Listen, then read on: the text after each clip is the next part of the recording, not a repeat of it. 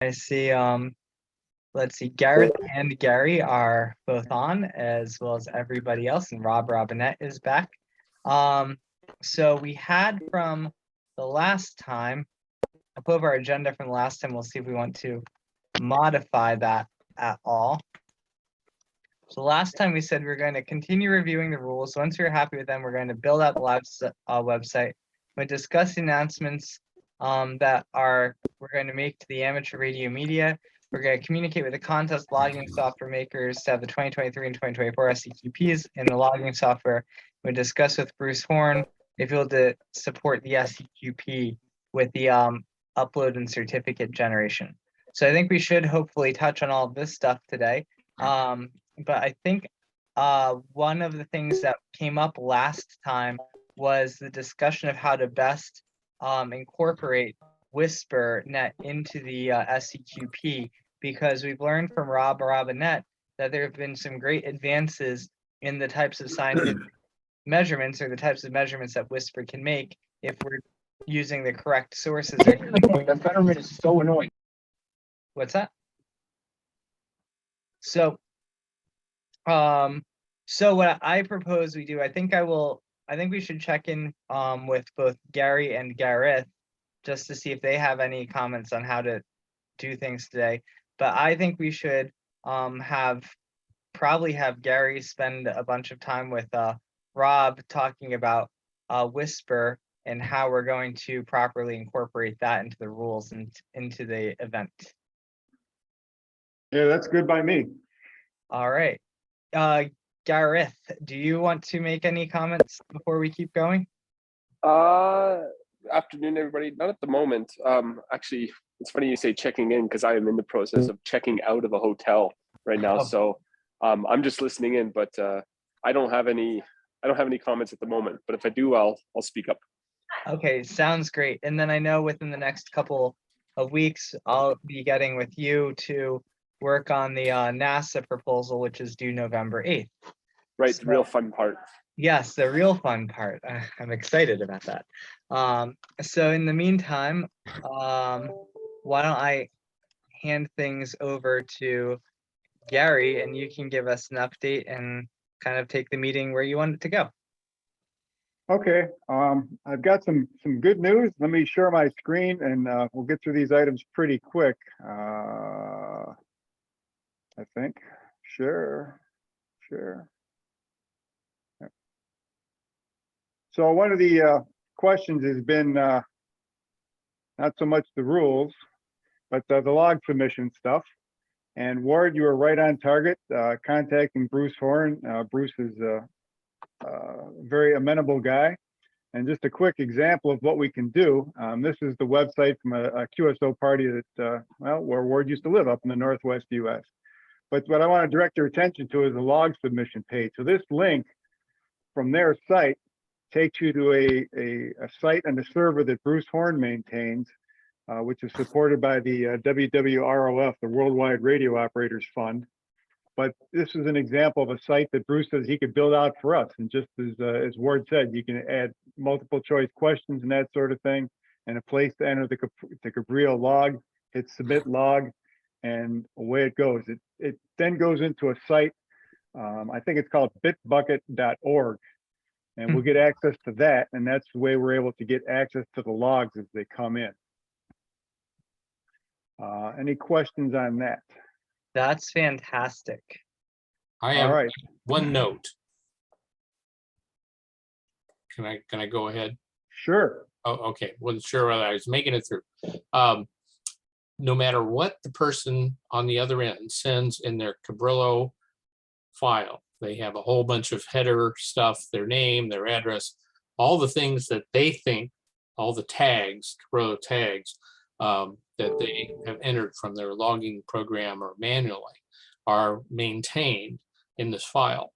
But all the questions that Bruce answers with these little checkboxes and stuff, those go in to what's called a HQ tag, headquarters tag.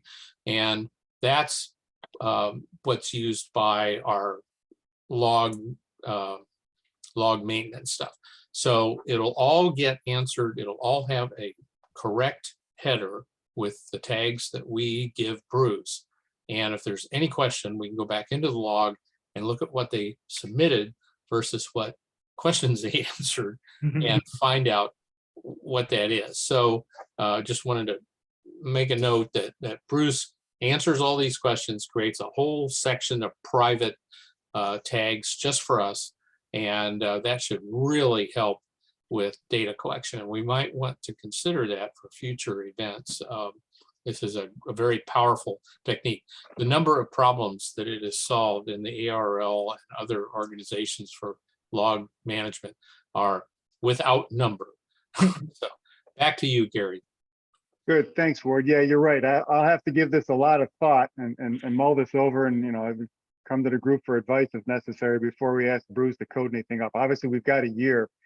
He said he typically likes to work about 3 months out, so we've certainly got time to consider that. That's excellent.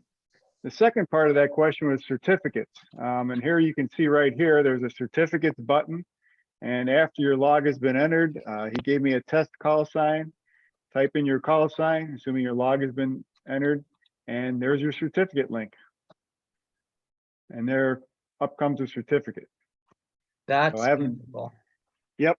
So there's 2 big problems potentially solved right there. And I've also learned over the past couple weeks that I'm now able to gain some access to the professional graphics people that the University of Scranton has hired on a full-time basis. So it's very likely that, we can either, they're one possibility of people who could help design things, or of course, if we want to source a design from the community or a student, that's good too. We can just decide how we want to do that. I That's think great. Yeah, that's wonderful. for Bruce's code, all he really needs is a bitmap or the background graphics. And if you can have the people at Scranton design that real nicely, they'll be delighted. And then there's a question of how we want to sort. Do we sort by category? Do we sort by state? All these different things. And that's a process of negotiation with Bruce. He just asks questions. What do you want? How do you want it sorted, et cetera, et cetera. And it all works pretty darn well. That's wonderful. So the nice thing is it's a very collaborative effort with the community. I mean, obviously Bruce does most of the coding and stuff, but the WWROF, who's funded by individuals and contest clubs and such not to keep this hardware and things running in the background. So it's just it fits our way of doing things, I guess I would say. Yeah, this is really good. And I think if we use a tool like this, it's really going to, again, help make the SEQP really just part of what ham radio operators do anyway. So I think that's Okay. great. Great. So let me close that, and I'll go to just a couple of things on the rules here real quick. It won't be very long. A couple of suggestions from last week. I did emphasize a little more portable operation with the POTA SOTA field day style setups examples. So there won't be any confusion on that, as long as that they're from a fixed location, of course. So I think that'll help. Let's see what else. On the whisper transmissions, which we'll be talking about in a minute, I emphasized that we're using the 2-minute whisper cycles and not some of the longer 15-minute cycles, which are more common on low frequencies or the LF and MF bands. And currently the suggested software, I guess, is Whisper 2.0 or 2.1. So I think somebody made a suggestion that we include that. So that'll help. Another thing I just learned yesterday while getting into the N1MM groups.io group, they have put up a page that developers have on how to integrate N1MM's logging software with FT8. I was thinking I was going to have to write something like that. I was kind of dreading that, but the developers have done that. I've got to read it, and eventually we'll be able to put a link to it here in the rules. And I think that'll save us some work and add some consistency too, because if the developers wrote it, it should work. So that should be good. Other than that, my questions were about how to score Whisper and do some things with Whisper. So I suppose that's probably where we're at in the discussion right now. because we certainly want to encourage people to do two things, make whisper transmissions and or operate whisper receiving nodes if they choose to, and of course link them into the various reporting sites. So is this a good time to bring you in, Rob, to give us some thoughts or ideas? Well, yes, if you want. I've been deeply, as you all know, deeply involved in Whisper, and most recently, as I think I spoke before, we have been investigating how to use the Whisper transmissions to do measurements of ionospheric motion. And we've uncovered some features of the new, well, not so new anymore, but the FST4W mode that where it outputs the spectral width of the received signals in millihertz. And the result is that you can, if you have a well-disciplined transmitter and receiver, which means, say, on 20 meters, 14 megahertz, your transmitter and receiver have to be stable and ideally accurate to within about, 10 millihertz each. That you will, the spectral width that is reported by the decoder, the JT9 decoder, the one that's included in JTX. This is all features of what's available in your JTX distribution. This JT9 that does the decoding outputs the spectral width along with the spot information. So using that information, if that information is not recorded by WSJTX, it's just discarded, as is a lot of other information is discarded by WSJTX and by the JT9, by the stuff that comes out of JT9. However, in my Whisper Demon software, which executes the same decoder binary, okay, I take the binary out of JTX and execute it as a command. I do extract that information, and it is there's no place to store it in WhisperNet, so we have our own database where we store extended spots, okay, that include all of the information that is produced by the decoders.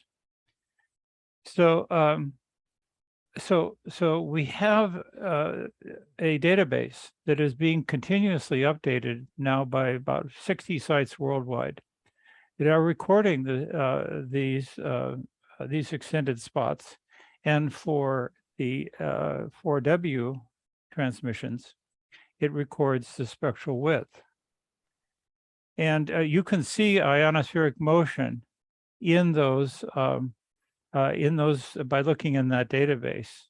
So if I can share with you, I have an example of on the transmit side. I don't. Let me see if I can pop up a receive site that shows motion here. Yeah, okay. This is an example. We have there's of course the receivers that we're using are the Kiwi SDRs, and what's that? It's not sharing if you're wanting us to see it. Yeah, okay. Well, the receiver I'm about to share. Let's see. I'm looking for the. So we're using a. Let's see. We're using the. You're seeing here a Grafana page that obtains data from the Whisper Daemon database. So this is information that's part of those extended spot records.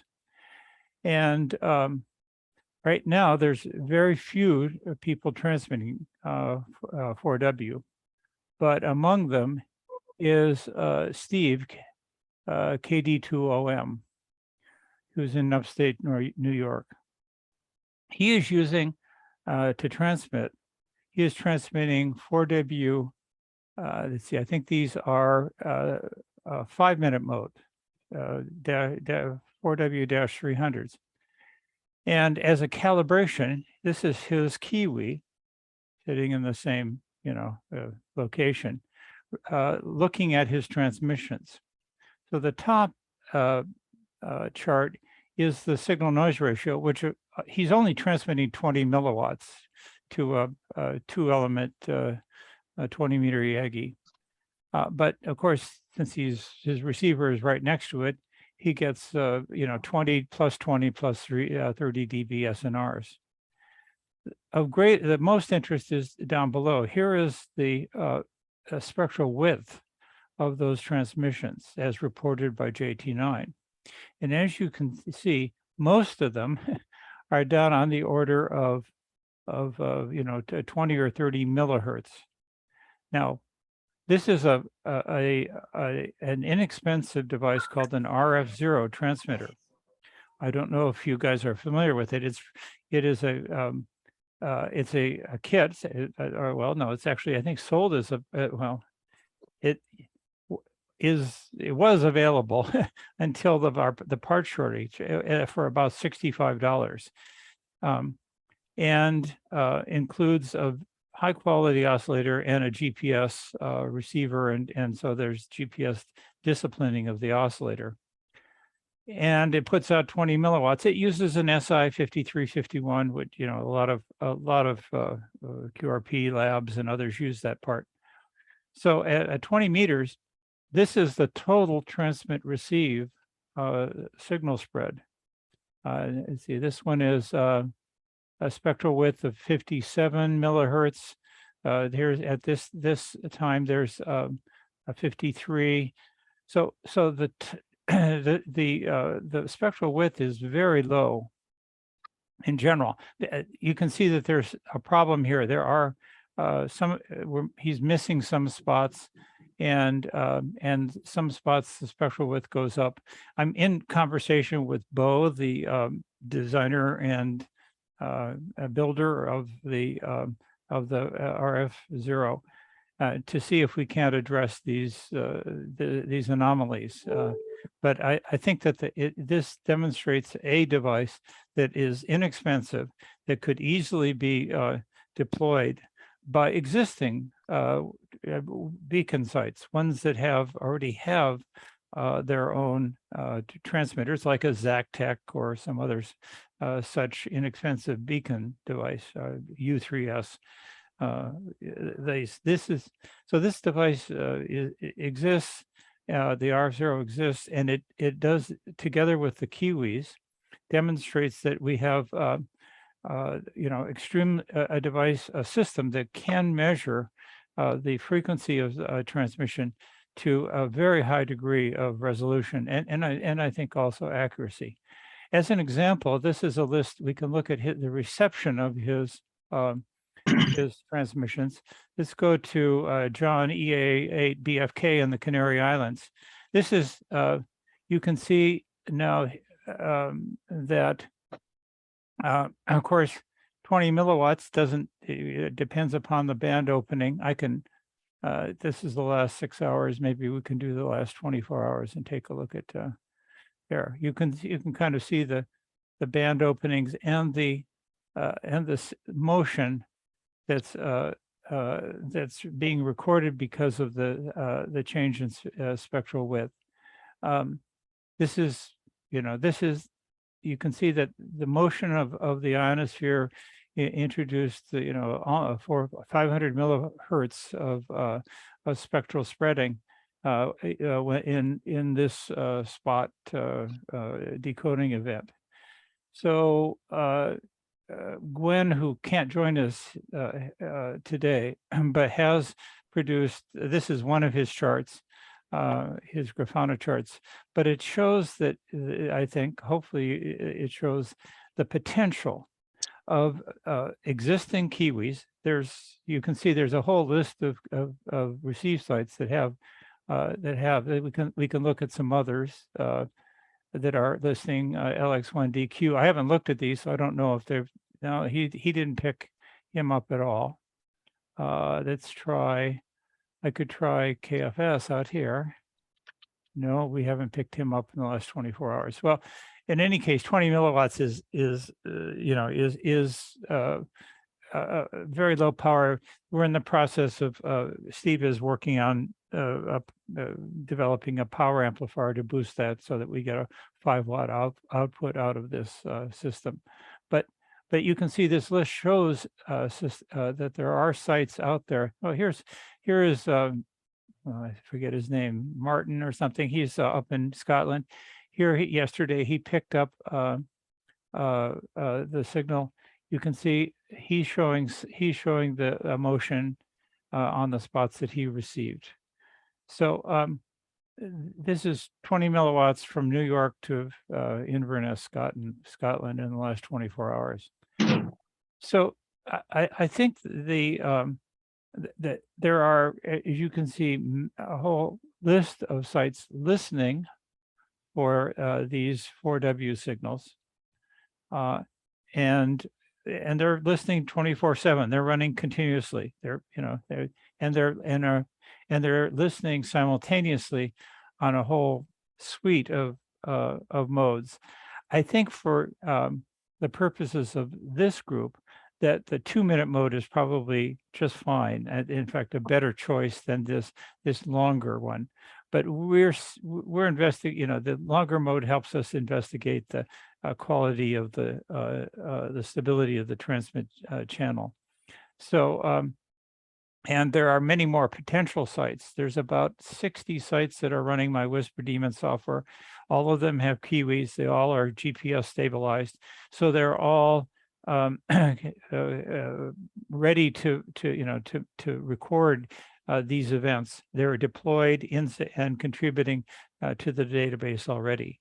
So for this system to work, what we're trying to work on is to come up with a transmitter that we could offer or refer others to, that would produce 4W transmit signals with the same level of with this level of resolution. I mean, Rf0 is only one candidate. There are other possibilities, but this is the one that seems closest to being real.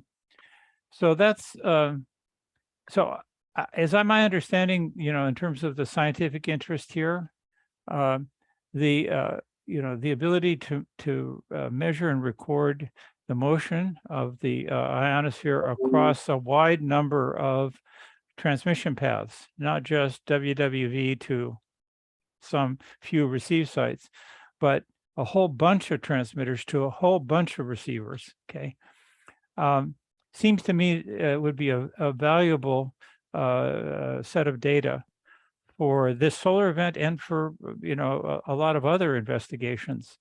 We've been observing some unusual events just in our development process that are associated with magnetic storms, and other solar events have shown up in ways that were surprising to us, maybe not to you guys who are more learned in this subject, but they were some of the kinds of events and the behavior of the ionosphere and propagation were surprising to us. One example is the spectral spreading on 40 meters is significantly worse than on 20. And that was surprising to us. We had kind of thought that as you go down to lower frequencies in the shortwave band, one would expect that there would be less spreading, but that's not what we're seeing. But that's anecdotal. Not all of this, right now we're still in the, developing the tools, but the receive side is already done. So whatever you guys decide to do with Whisper reception for people who are using existing Whisper transmitters, we have all of that information. That's also being logged, and it's being logged to a level of detail that is greater, than that you will find in the WhisperNet database.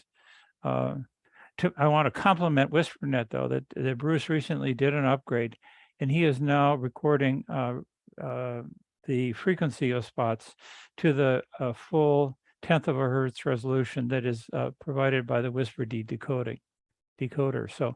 So if you've noticed your queries recently, you're getting an extra digit on the spot frequency, and that is a result of a enhancement done by Bruce and Gary at WhisperNet. I think we kind of encouraged them to do it because I didn't think they realized that that information was available. Anyway, that's an outline of kind of what I'm working on and how I think it might be useful to this solar QSO party. I have a question, Rob. Yes. So at what level of the ionosphere are these motions taking place? What do you think? I presume this is F layer transmissions that we're looking at. I mean, but Nathaniel and others in this group, I'm sure, better understand exactly what it is. I think that would be an interesting area of study to take a look at the ionosonde and MUF calculations and compare them with the measurements taken by this database across the various transmission paths that we have. Unfortunately, right now we really only have we have one person transmitting 4W with sufficient stability out here on the West Coast, WB6YRW, and we have Steve and right near Rochester, sending these 20 meters. And really the only person worldwide who is really transmitting consistently is Elmer N3HEE on Long Island. He is developing his own transmit system, and his prototype is transmitting 4W in cycling through bands and modes. So if you go into the well, are you guys familiar with Phil VK7JJ's site, Whisper Rocks site?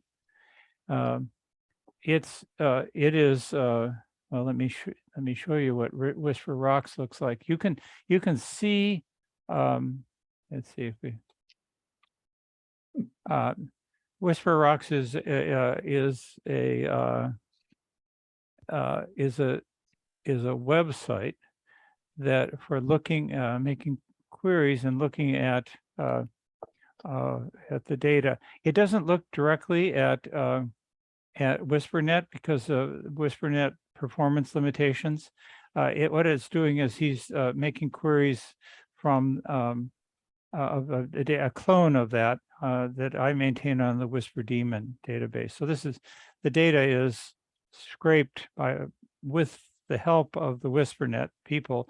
I have created a scrape of the database. So here, for example, you're looking at a query I did earlier that's showing the receive site up at Ellesmere Island that Bill Lyles and stimulated and has helped deploy.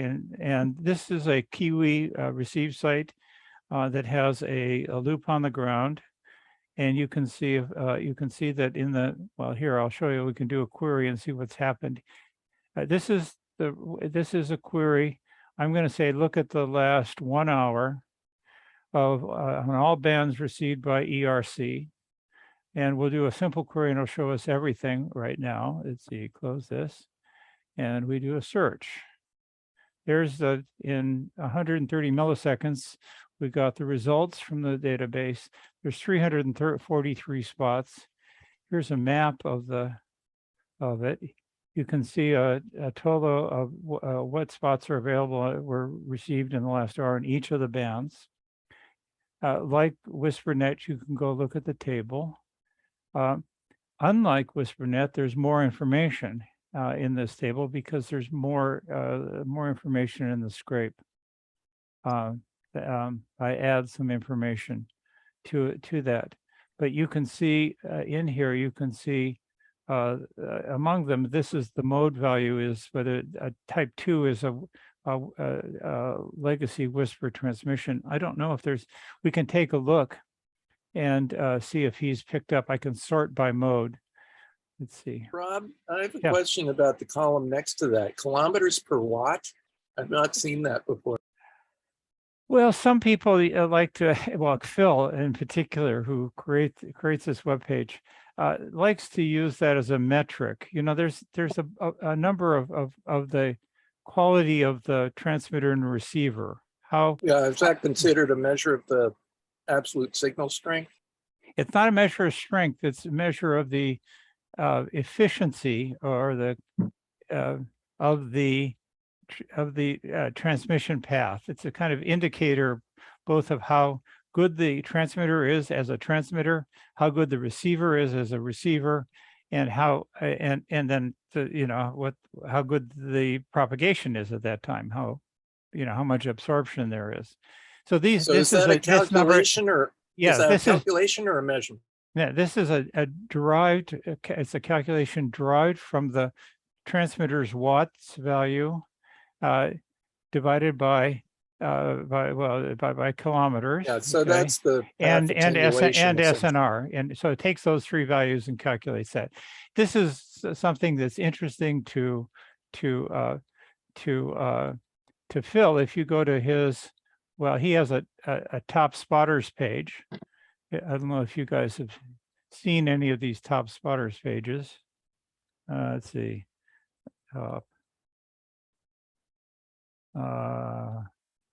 Whisper.rocks top.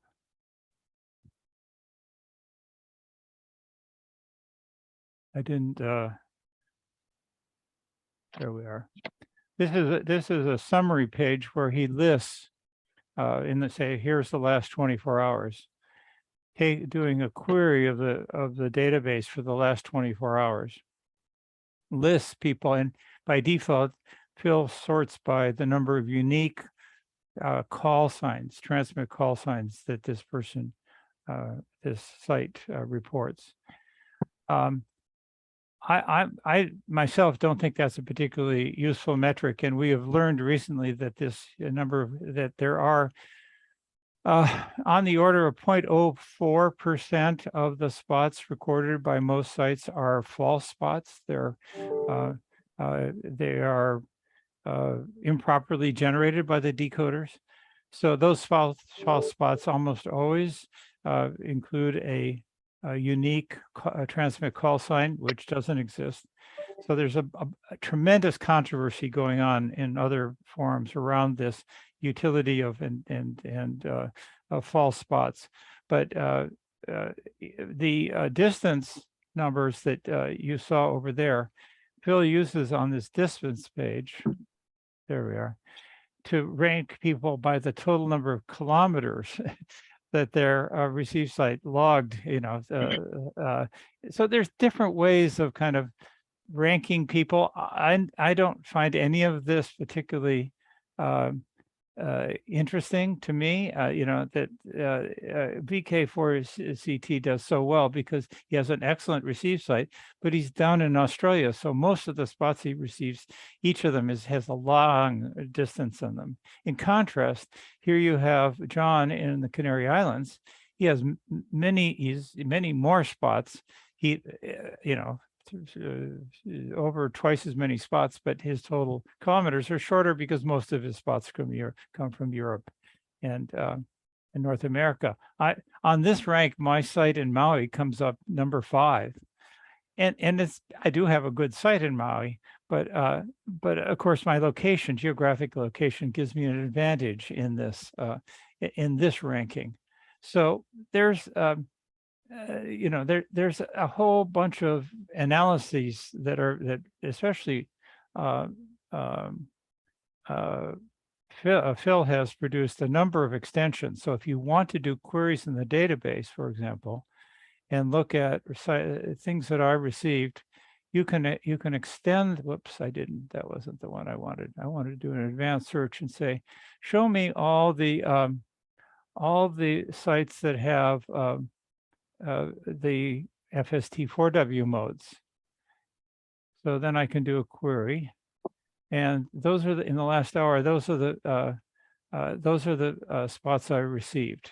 And this is my colleague Glenn N6GN's transmissions coming from Colorado Springs.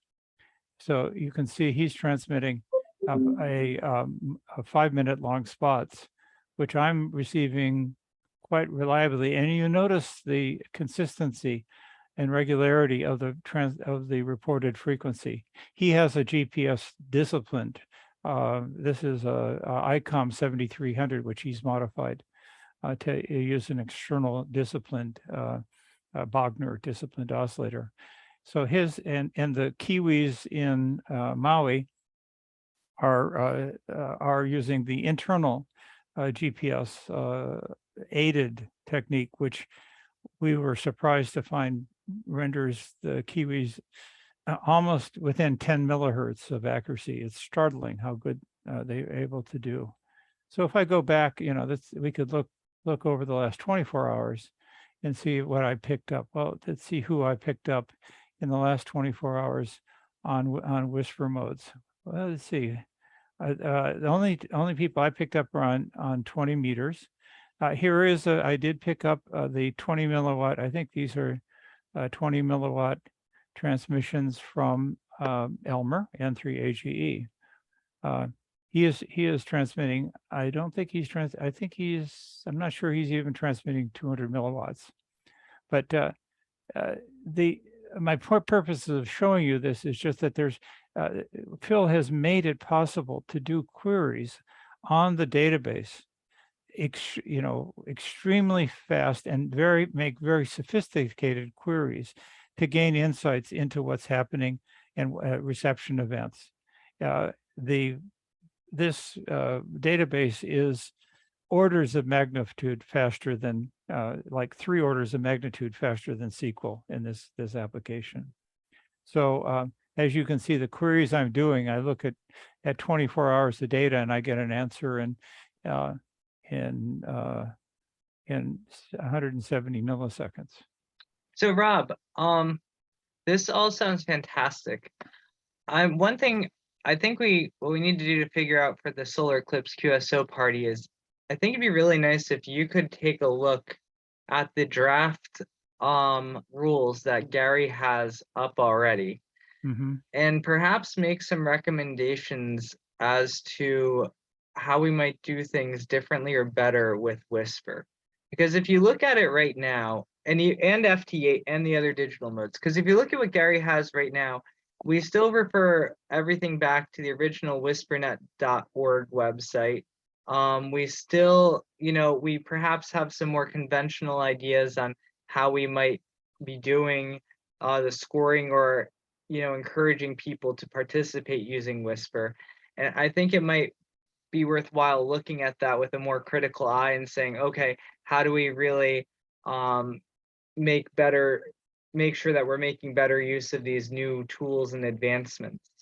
And for one thing, I really like your idea. I think there's 2 sides of it. One is to make sure that we're, referencing off of the correct database when we're doing our scoring and collecting the data. And the second thing, maybe we do want to include some incentives for people who are able to GPS discipline their transmitters in addition to the receivers. And, we might want to include some bonus points for that or some instructions on how to do that. Yes, at the moment, it's a very difficult thing to discipline a transmitter. I mean, very few transceivers even include an external oscillator input. I think the ICOM 7610 does include that, but that's a very expensive transceiver. The 7300 does not, so it requires. We were having a discussion about that in this morning's Telecon. Yes, but it's I'll give you a reference to Glenn has just published a paper on how to modify your 7300 it's a pretty simple modification. The but it requires a little bit of a little circuit board, and it's even beyond me to do it, and I'm highly motivated. So my perspective on this is that unless it's a almost plug and play thing, I don't think you're going to see many people producing 4W transmissions that are useful for these kinds of measurements. I think what we need is what I'm trying to generate is something that is an alternative to the ZACTEC, the U3S, the devices that people can buy for $100 or $150 and just plug it into their antennas and run a little web program and start transmitting. That's how many of the transmit beacons that we see now are operating. Many of them are ZACTECs or U3Ss. Few people want to sit there and dedicate their $1,000, $2,000 transmitter to putting out whisper. I mean, it ties up an expensive resource, and then every time they want to get on air, they have to turn it down and log out of JTX and do all kinds of things to get it back on air. So then they're not going to do that. So my hope is that we could come up with a way where it would be available, maybe even from Tapper, or we're trying to encourage. We're talking with Bo, who makes the Rf0. We're talking with Hans, who makes the QDX, which is a $65 transmitter that has the potential to be a transmitter. These are all things that are little boards you can buy that come assembled. You plug in a USB cord and attach it to your antenna. So, I'm sorry, was that a question? I don't think so. I think that was just Okay. that was I'm hoping that we could come up with a solution that you could publicize and say, if you're interested in contributing to this QSO power, here is something you could buy. And especially if you already have a ZACTEC or U3S, you could just unplug that from your antenna, plug this device in, and bam, you would be contributing transmitting signals that would be give us data that we're not able to get elsewhere. That's kind of what I'm hoping we as a group, not me, I'm mostly just the cheerleader here, but I'm trying to encourage people to come up with such a design. We have several designs. The issue really is who's ready, who can obtain the parts, the 5351s, and who has the infrastructure to manufacture and make such a design available. So to me, this would be would seem like a very useful addendum. And if you wanted to give and you could give people lots of extra points for creating such a transmitter, because there are plenty of transmitters out there already, and there's plenty of receivers that are receiving with the accuracy required to measure the ionospheric motions. The issue is the transmitters. It's anyway. Well, there's people like me out there who are just getting into whisper and bought the Tapper hat for a Raspberry Pi. Now, I'm obviously not very highly accurate, but I just want to make sure that's something that'll be useful that can contribute to the QSO party. I think I bought one, but I never used one actually. But I'm sure that it's capable of creating useful Whisper 2 transmissions, but it wouldn't have the stability, certainly.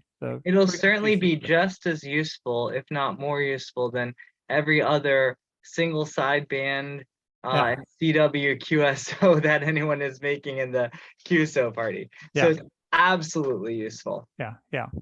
I think so. I think from what I'm hearing here is I think there's kind of two directions to go. I think we should absolutely encourage Rob to continue encouraging the development of, plug and play solutions for doing accurate, GPS disciplined whisper transmissions. But I think for where we are in the QSO party rules today, I think we really just, maybe Rob reviews them and gives some recommendations as to, are we doing this, the best way we can? But it sounds like trying to incorporate these highly disciplined transmitters on a large scale, it just doesn't sound like we're there yet. Unless unless an inexpensive transmitter exists, it's certainly not possible. And then there's the barrier of getting them deployed. Yeah. So that's really a bigger barrier. But the receivers are out there, so there are plenty of receivers that will be that be 100 plus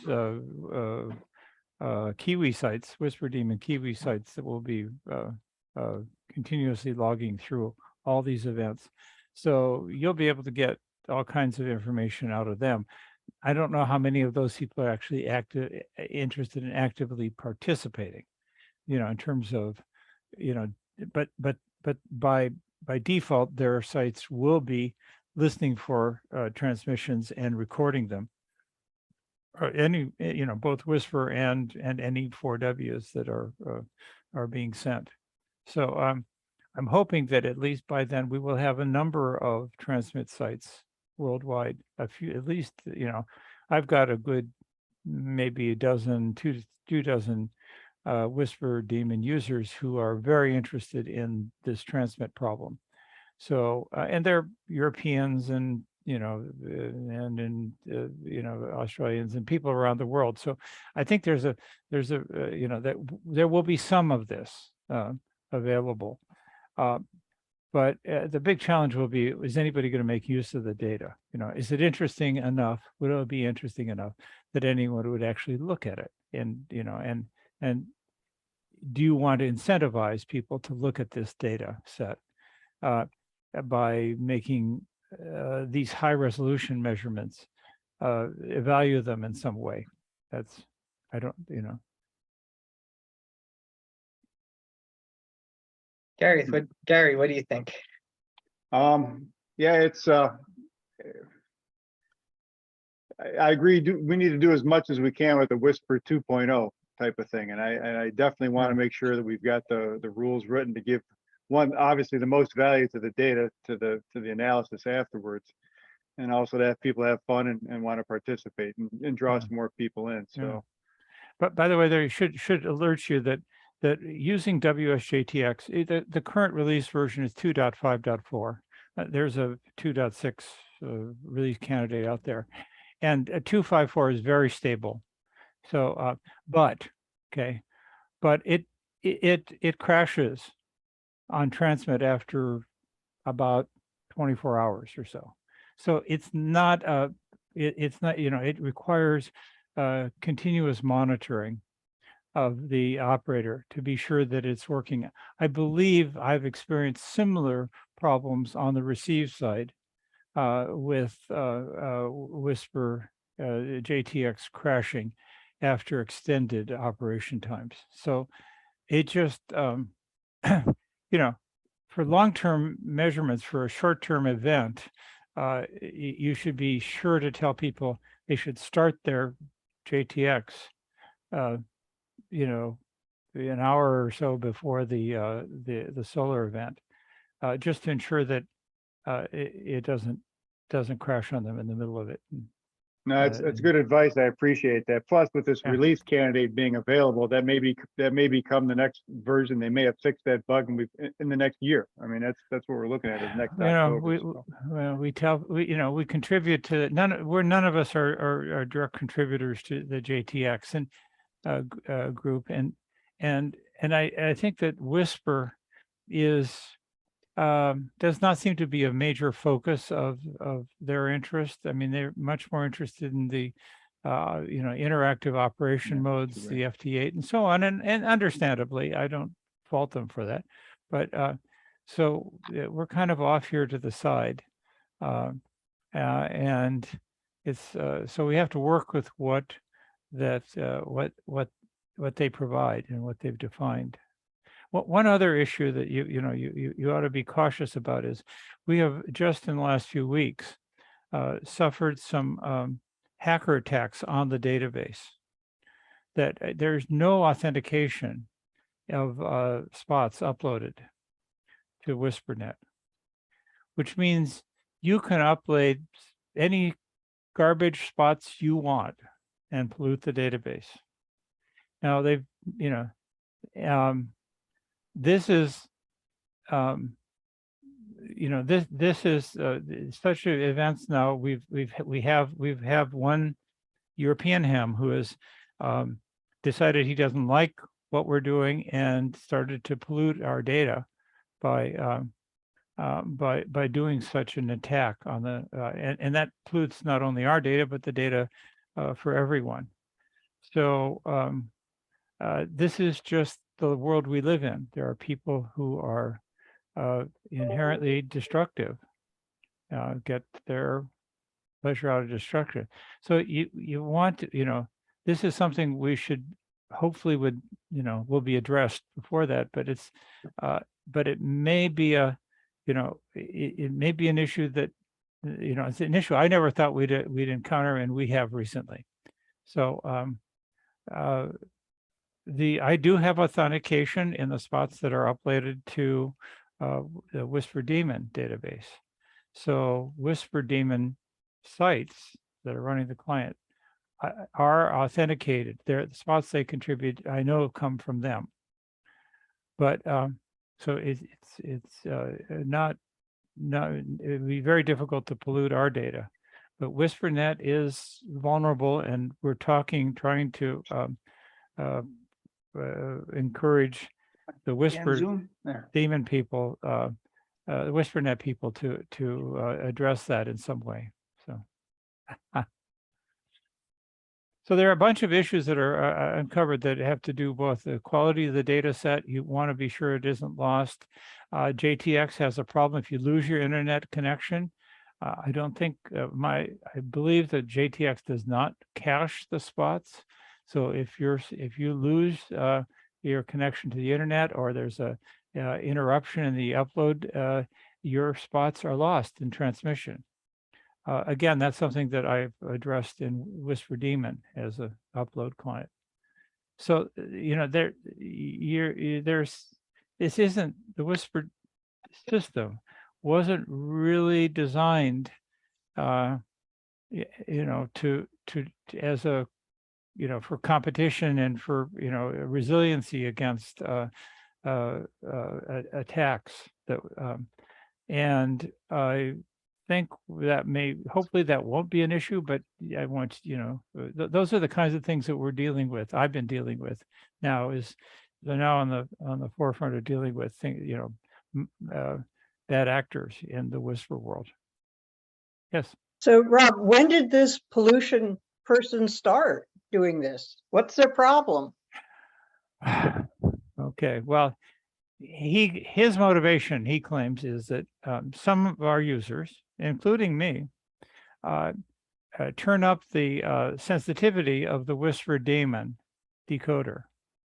So the WhisperD decoder. So the WhisperD decoder, which is a command line utility, which is included in JTX and which is a standalone program. Okay, that program has command line options, and one of those options is, or several of them, influence how deeply the algorithm searches for spots, how much CPU time, and how deeply it works to extract But he the spot. thinks it's cheating?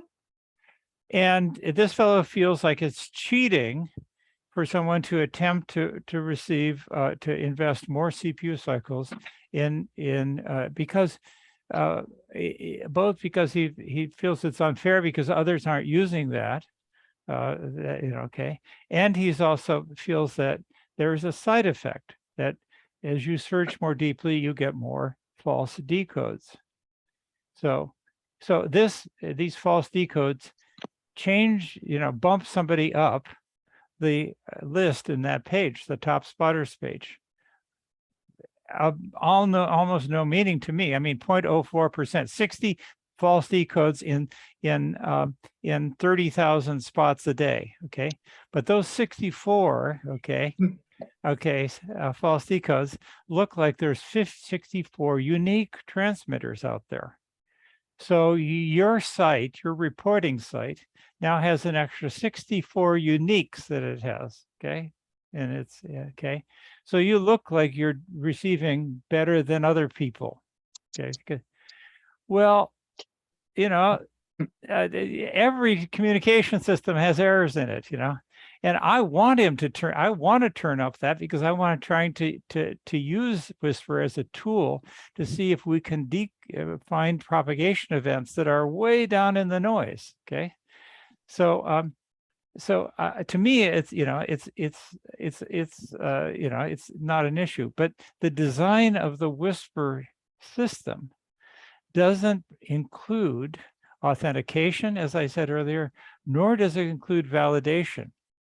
In other words, you can't tell for certain that your spots that are uploaded were actually recorded by WhisperNet. I'm not talking about my stuff. I'm talking about WhisperNet. In fact, we did a study last year, and for some sites running WSJTX on some sites, they were losing 10% of the spots that they recorded. Valid spots that they recorded never appeared in the WhisperNet database.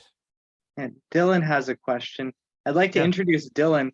He's someone that I met at the Youth on the Air camp that Neil Rapp ran this summer. So I'd like to welcome Dylan, KN6IVW. Hi, welcome. Hello. So I had a question. So I'm not sure if this is already done yet, but cryptocurrencies, if you're not familiar with them, they have these blockchains basically where they I'm sorry, Dylan. For me, at least, your audio is breaking up in ways that makes it very difficult for me to understand. I think he's You have to asking, mute the television in the background. it looks like he's in a car, maybe. I'm in a car. But I think very- it sounds like you're going to ask something about possibly using a blockchain approach to authentication. Yeah, like doing a different. Well, yeah, I'm you not sure can't. if it's Okay. called Whisper or something like that. But Yeah, there's all kinds of forward error correction in the Whisper packet itself. So it does an incredibly good job of error correction and error rejection. I think that the 0.04% number in the context of Whisper transmissions, 0.04% errors, to me is startlingly good in comparison with other digital transmission environments, especially considering, you know, you're looking at spots that are at -30 and -35. We're now with 4W recording spots that are -39 on 20 meters. These are sick. We're gaining maybe almost 10 dB deeper sensitivity on 20 meters. But the side effect is that in spite of all of that, there's the problem is in the uploading. Once a site records this spot, when he does an upload, the upload operation is an unsecured. He just, here's my reporter ID, here's my spots, record it. There's no authentication that he is in fact who he says he is. Okay, and this is the internet transaction, not the radio transaction. This is the internet transaction. So what what we are proposing to Bruce is that they at least make it an option that a person can log in and authenticate his spots, so that someone who queries the database, okay, can look at a field that says this was an authenticated spot.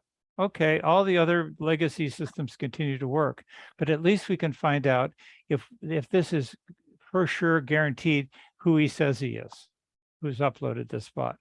So I'm hoping that we could do that. You know, and I wasn't talking about the packet loss or data loss. I was specific. I was mainly talking about the Oh, the authentication. So then when you send the data out, you get a yeah. authentication back saying that it was received. Okay. Well, there are many techniques, and it sounds like you know better than I the ways in which one can authenticate uploads. I'm what I'm trying to do is to make it as simple as possible for the WhisperNet people to add authentication to interactions with their site. I mean, they already have a login procedure. So if you go to whispernet.org, you can look at it as a visitor, but you can also log in with your, typically your call sign and a password that you create. And so they know that it's you that have logged in to look at make queries or look at their forms and so on. So there's already a database and authentication mechanism in WhisperNet. And my thought was that it would be the simplest thing for them if they just use the same authentication mechanism, the same reporter and password as part of as an option in uploading. So we'll see if Gary and Bruce, if it would help, I think, if there were others, and I'm mentioning it to this group as I do to others, if others perceive this as a problem to their use of the Whisper database, that it would be good to post, to post this up. And we have had, I think there's a forum thread on this subject in WhisperNet, and to try to communicate to Bruce and Gary that this is a real problem that is impeding the usefulness of the WhisperNet system. So I'm in no position to dictate how it would be implemented. I will implement in Whisper Daemon in my client. I'll implement whatever they want to implement. I'll put into it. But I'm not sure if Joe Taylor, and company are going to do that for WSJTX. Given I don't think their apparent disinterest in the Whisper part of WSJTX. But maybe they would, or maybe maybe they would accept a contribution to the JTX development for their upcoming 2.6 release, a contribution from someone who would be willing to work on JTX to add an authenticated uploads option. Anyway,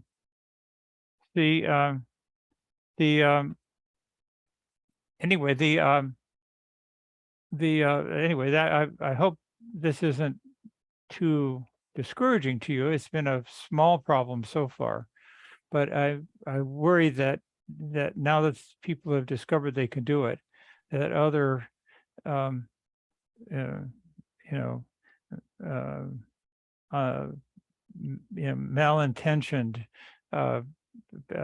people out there, doesn't have to be a ham, could start to do similar kinds of uploads and polluting the database.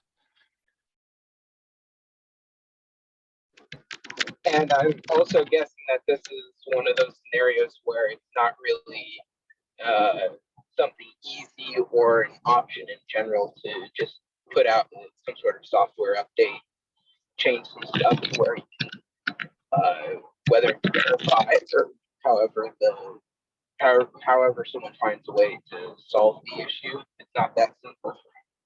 Yeah, it is a little challenging because there's a number of different platforms and programs and hardware that generate this data. So that you'd have to catch them all if you really wanted to be thorough. Yeah, it looks like there's like 50 different Whisper decoding and uploading software packages out there. An amazing number of them. About 25% of the spots contributed daily right now are being contributed by people running Whisper Daemon. So that things that I do, modifications or enhancements I do to Whisper Daemon, do make a significant, impact on the what's recorded in the WhisperNet database. And the number of Whisper Daemon users does continues to grow. It's so I don't,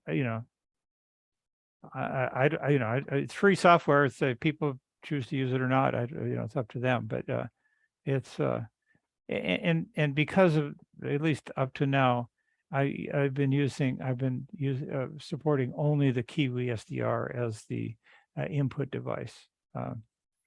And I would like to change that, but I'm not. It's a lot of work. I think we should wrap it up here. We're over time as it is, so I'm just trying to write up a final summary so far. So I noticed that Gary spoke with Bruce Horn, and Bruce said he'll handle SEQP log submissions and certificate generation.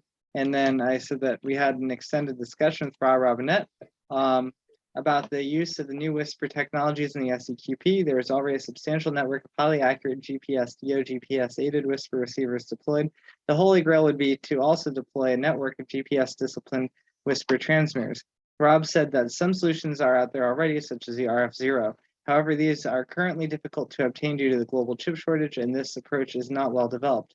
Therefore, we will probably not include this in the SEQP rules at this time, but will encourage future development adoption of this technology. Rob also pointed out that there are a number of advantages to his Whisper database and Whisper.rocks over Whispernet.org. This includes the capture of additional data fields such as spectral width faster, query results, and requirements for authentication to submit spots.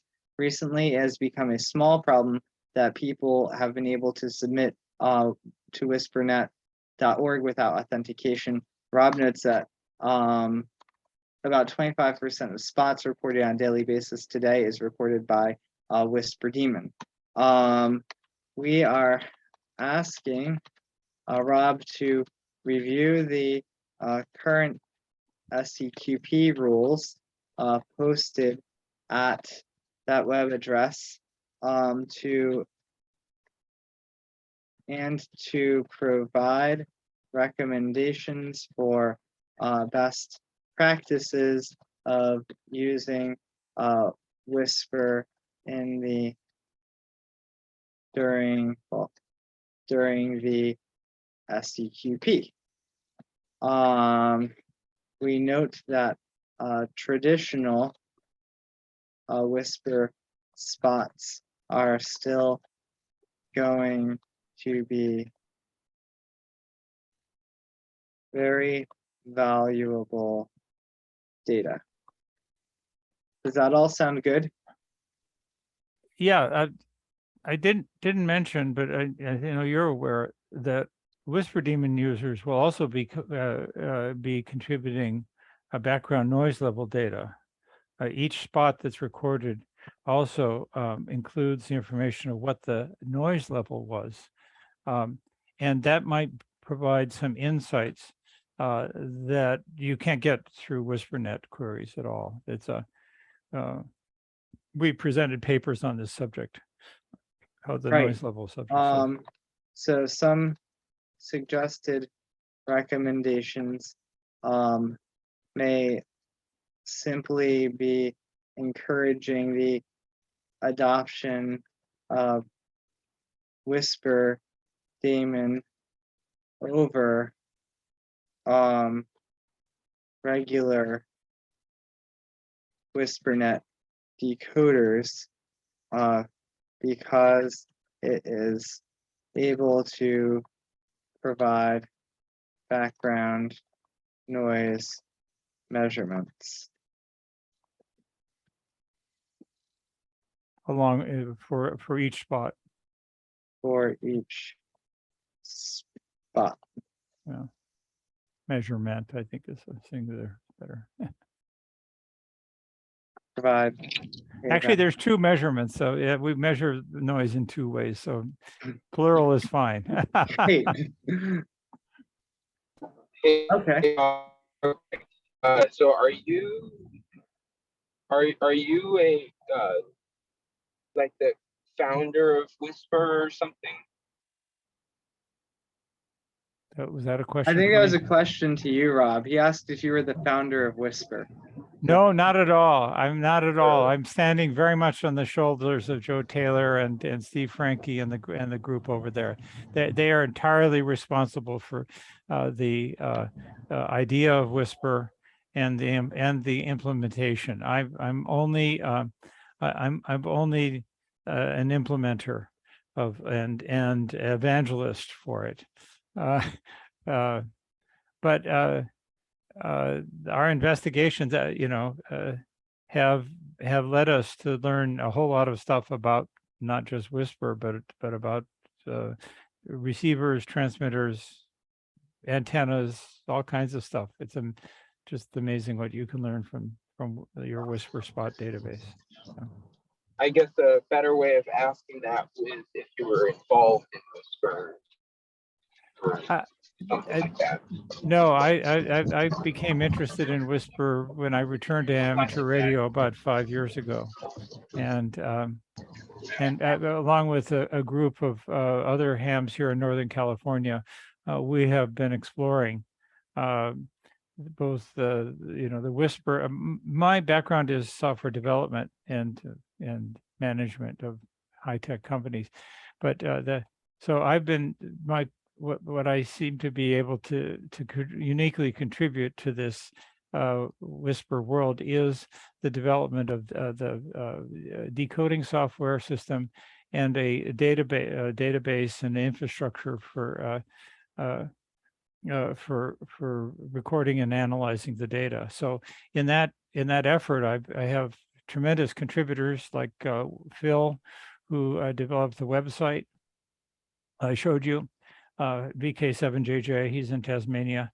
He's one of our, he's been a tremendous supporter and aid to our ability to analyze the data. And then Gwen, who G3ZIL, who has done presentations, but tremendous amount of technical investigation. And Glenn, whose transmissions you saw, N6GN, who is really my Elmer in the ham world. So I'm just a pretty decent software developer who's fortunate to have a bunch of really good engineers who wanted to help me. I think that's great. Any other comments that I should add to the notes before we say 73? One thing real quick, we'd also invited Gwen Griffiths to speak kind of on the same subject, which he was going to do on the 29th. If we cover that enough, that obviously invite Gwen. I know he shows up from time to time. He won't be. Yeah, Gwen won't be nearly as verbose, and I do think you'll see. You'll get an idea of from Gwen, a much better idea than I've given you of the data that you can extract using from both Whisper and from the FST4W, the kinds of analyses and understandings you can extract from this data. So I think his presentation would hopefully complement mine and would might give you guys some ideas. I would think of how to, if you're doing a simple QSO and you're just, registering what people's doing, then, that Gwen's presentation may not be of so much interest to you. But if you wanted to do some science on this, I think on the data that's being collected, I think Gwen's investigations and presentations could give you some ideas of things you can extract from the data that I never imagined. But Gwen diagnosed a bug in the software of the Kiwi, looking at the data set. I mean, it blew me away. He identified where the problem was and was told the author, Jim Siemens, where to go and fix it, never having seen the software. So Gwen's an amazing data analyst. And if that's a significant part of your effort here, I think you might find what he has to present to be of interest and maybe might motivate some plans on what to do with the data that's gathered during these upcoming events. Okay, because I was also thinking too, I know we had some discussions about some additional, I guess you call them projects, especially, Steve Serwin or others might lead when we're talking about precision transmitters on either side of the path.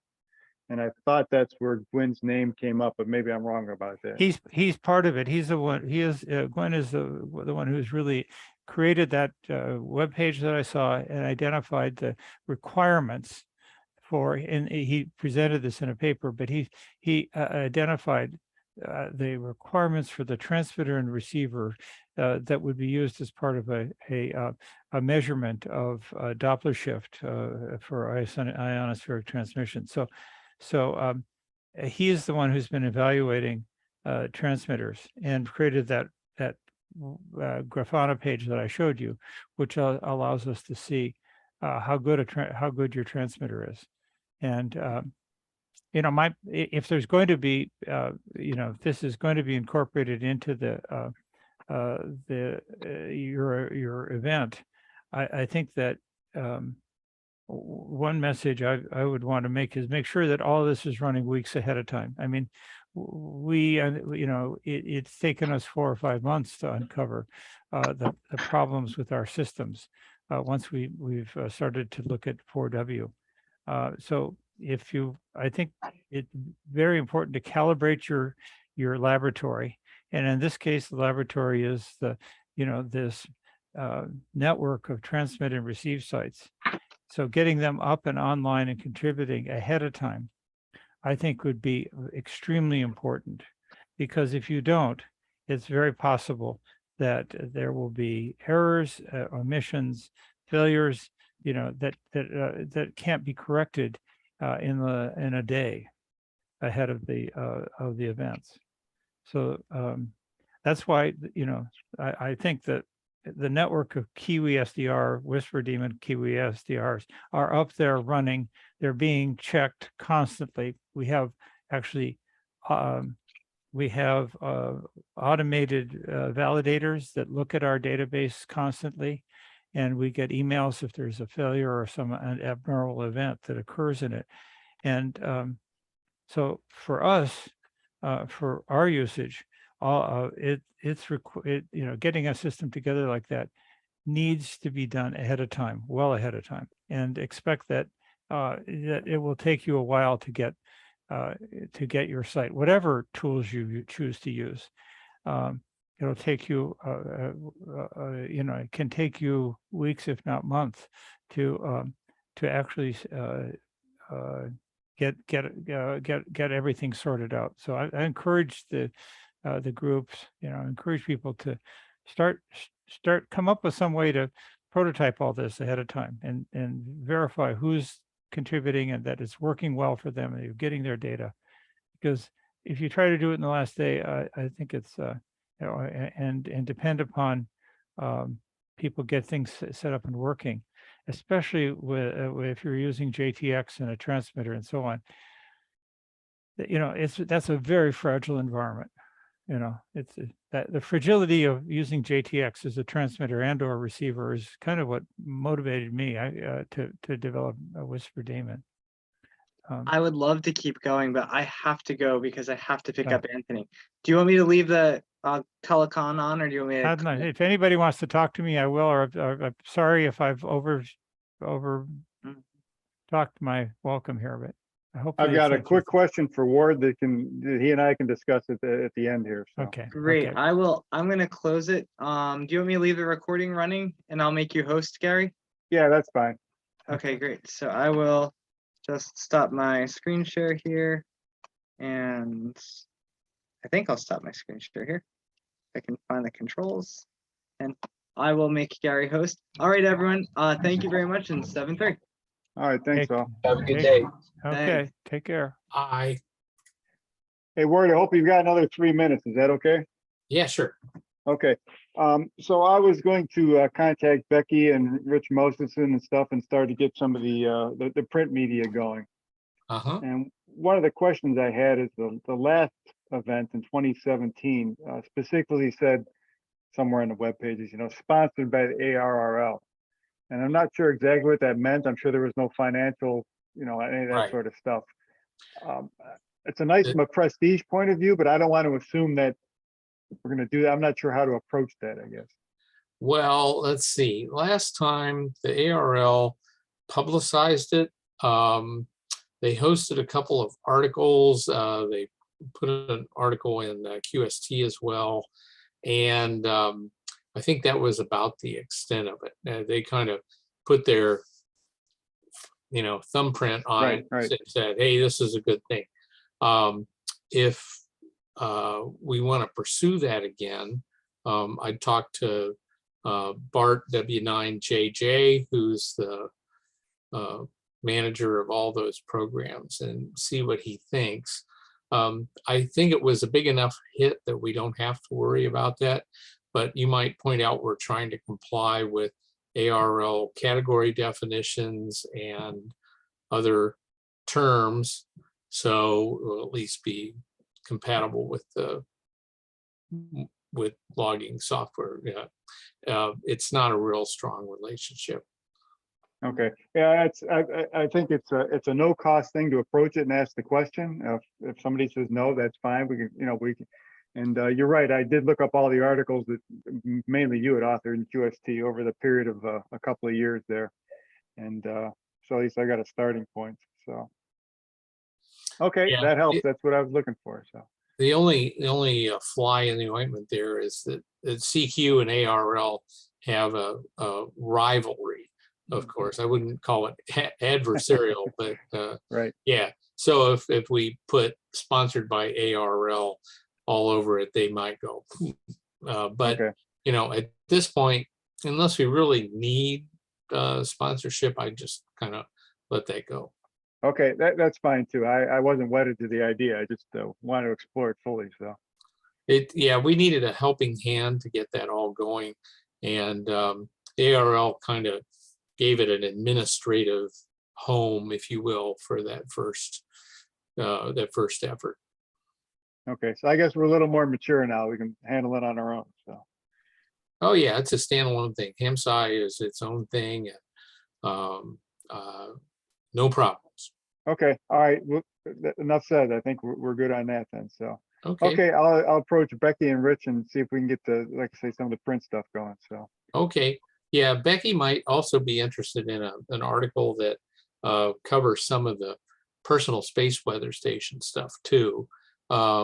So she expressed interest in that sort of a market basket kind of article. Said, hey, what's up with HamSci? What are people doing? What can they do? So you might want to talk to, or at least coordinate with Christina and Scotty on the SDRs to see what they're up to. yeah, here's what I found for the previous articles. And I know Christina's had some stuff too, so I better search on her as an author. And because I know she's done some of that too. So Yeah, I think Becky likes, here's articles about, here's something you can do, here's the technology, right. here's what's happening. So that's kind of how we should sell it. Okay, I'll go back and review Nathaniel's article from roughly a year ago and see where we're at with that. So Okay, yeah, because the ICs have been pure unobtainium for the tangerine. I think Scotty's got them now, but the grape is working pretty well. It's sort of a build from available components thing. So right. If I had 24 more hours in a day, I might do it. That's two of us. So okay, that's it for today. Thank you very much for your support and advice. So Great. I'm Gary, so glad it worked out with Bruce. He's a wonderful okay, guy. Gary, before you yeah, run, Joe. this is the first one of these I've been in on. I have a working grape and been recording, pretty much 24/7 for a year and a half now. But in your opinion, what is the most valuable scientific project a guy from northern Arizona could, what direction would you advise me to go in? I'm not sure I'm the best person to ask that because I've got, 2 feet in the amateur radio side of things and I'm just learning the science. Okay, well, I didn't understand a whole lot about today, except that, oh, who is it? Ron? Rob was doing most of the Rod. talking. Yeah. Rod seems to be involved in one particular aspect of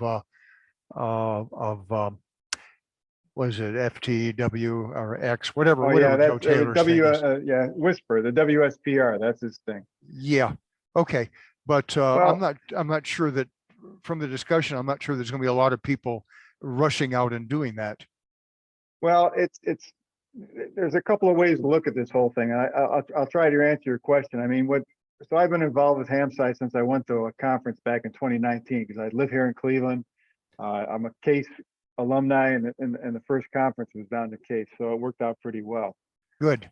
But I mean, the fundamental thing is if you picture the ionosphere, which is what between roughly 80 and 300 kilometers above our heads, Right. most of the research that Nathaniel and the others are doing are trying to understand how that ionosphere moves up and down or shifts and changes with various solar events, I guess you'd call it. I've seen a number of that here with my grape data. Right. So anybody who has a piece of equipment that can generate data that the scientists can then pull off the web or wherever, which if you're uploading your data, they're obviously getting it in the database today, Right. Will be valuable. The other point I'd make, and it took me a long time to understand this thing. I come from the business world. I was an engineer, worked for a multi-billion-dollar multinational manufacturer. And when people in my company asked for data, they wanted to know what happened yesterday. What orders were placed last night, what got shipped this morning. So I mean, there's a real time Urgency. critical, right? But the ham size stuff, you'll see them. Well, this data was created 5 years ago, and somebody can write a paper and make a wonderful discovery on 5-year-old data. So it's kind of funny that you generate all this stuff and you don't get a lot of immediate feedback, but you can also feel comfortable that someday it may be quite valuable. Somebody's been going through a lot of the old Hubble stuff, and they've come up with some interesting discoveries. Really? Okay. So same idea, I guess. Right.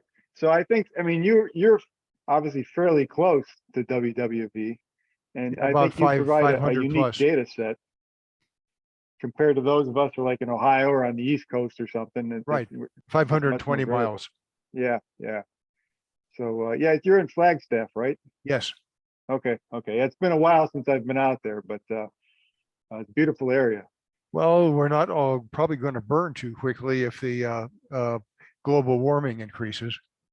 Well, the thing that gets me, I know my wife and I vacationed in Sedona a couple of times, but just the difference between, to me, the northern and southern rim of the Grand Canyon, where the southern rim is open and available and the northern rim is buried under snow. So that's Well, it's always been, and it's 1,000 feet higher. yeah. So I know you up in Flagstaff, your weather in Phoenix are a world apart. So Yeah, about 25 degrees. Yep. So okay, well, right now I'm poking out that Steve Serwin and I have been experimenting a little bit on sending pulses back and forth, and that's been somewhat productive. He seems like a pretty smart guy. Yes, he does. Yeah, I agree. But okay, well, I'll keep plugging along, and it's just that I didn't hear any concrete proposals that a person could contribute to and also get data from other sources, other individuals. To ham site kind of in general, or the QSO party next October? The QSO party. Okay. Oh, well, okay. the QSO party, I don't do parties very much. I'd much rather send out signals and have somebody very carefully measure them. Yeah, that's why I think there was somewhere in the FAQs I've been writing up, I called it more of an operating event. Yes. Because, and there is certainly a lot of two-way contact, but there's a lot of people like you, and I did it in 2017. I'll show you a picture real quick if you got a second. Sure. It's just kind of humorous, I guess. Let me see Finder here. I just need to go work on some antennas for portable operation. Ah, Well, the girlfriend's really interested in that type of thing. Okay, Yep. you've got some kind of a vertical there. so speaking of portable operation, I didn't have room for an 80-meter antenna at my house. So I used this ham stick with a little bit of a capacitance hat on it. And I Right. let it call CQ through most of the 2017 Solar Eclipse QSO party. So hopefully some of the whisper beacons picked, or the RBN stuff picked me up. So, Okay. but that I also used that for a portable setup before I had a Wolf River coil thing, which was obviously much more effective, more efficient. But How do you like that Wolf River? The girlfriend's always looking for better, easier to use portable antennas. I've been thrilled with it. I moved into this particular QTH about a year ago, and I knew I was going to be under HOA rules. So a year or two before that, I started experimenting with different portable setups, mostly in the national park near us. And that Wolf River thing has done me well. Between 20 and 80 meters, I've had a lot of luck with it. Made a lot of QSOs. Wow. Okay. I'm not so sure about 10 or 15. There just seems to be something, and I can't figure out why. As you go up in frequency, those little short, even if it's a full size vertical, when they're ground mounted, you seem to have a heck of a time getting out. For some reason, I get out best on 40 meters with, a Right 200 now, inch whip. right now, I'm trying to get a buddy pole working on 15, and I'm having some similar problems. Yeah, yeah. So anyhow, the other option is always to do it optically too. That was my setup in 2017, trying to look at the sun a little bit. So I've got more telescopes than anybody honestly should have, including a couple of solar ones. I think I actually caught a couple sunspots on there, but they could have been specks on my binoculars. So I don't know. But anyhow, for an amateur, I did okay, I think. That's those are probably sunspots. Yep. So That would be my guess. Okay, well, I'd rather get something going that puts out useful data. And like I say, I'm not a real energetic operator. I get along on once in a while. Right now, I need to get Northeast Africa for worked all zones. I've lost your audio. You're muted. okay, yeah, no, the DXing is fun. There's no question about it. Well, I figured before I got too old to do anything, I probably ought to do DXCC and WAZ, and I've got one zone away from DXCC. I mean WAZ. That's pretty good. Yeah, well, it's Whisper, so that's pretty easy. Anyway, appreciate it, and thanks for the info on the Wolf River. That's good. I prefer dipoles. In fact, I'm going to be working on a linked dipole if the girlfriend could take to San Francisco. There's the San Francisco astronomy group. Her son is president. They're going to Angel Island, so they will have SOTA, POTA, IOTA, and lighthouses on the air, all from one little island. Yeah, I've read about that. I can't remember the reason why, but I've heard of Angel Islands. That sounds like a good time. Yeah, well, that's the San Francisco Club. Okay, well, thanks for the info. And Okay. yeah, just trying to figure out what the most efficient use of the time would be here. And I can generate very high accuracy transmitted signals, both in time and frequency. So that might appeal to, is it Rod? Rob, yeah, Rob, Rob, okay. ROB, yep. Oh, Rob, okay. I can't read my own writing here. Gary, thank you much. Let you go. Okay, Joe. Have a good evening. Take care. You too. Yep, Bye. bye-bye.